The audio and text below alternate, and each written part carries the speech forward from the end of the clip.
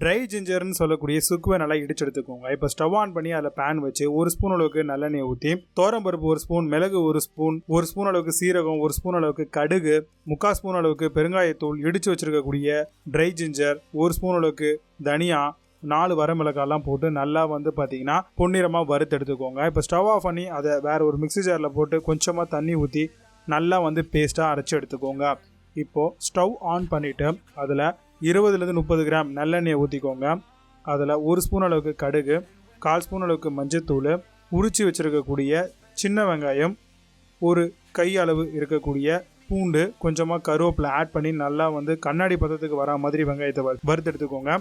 இதில் புளித்தண்ணி ஒரு 1/2 கப்பு ஊற்றிட்டு சால்ட் தேவையான அளவுக்கு ஆட் பண்ணிக்கோங்க. இப்போது நல்லா கொதி வரும்போது நம்ம ஆல்ரெடி மசாலா ரெடி பண்ணியிருக்கோம் இல்லையா, மருந்து, அதை இதில் ஊற்றி நல்லா கொதிக்க விட்டு இறக்குனீங்க அப்படின்னா சூப்பரான மருந்து குழம்பு ரெடி.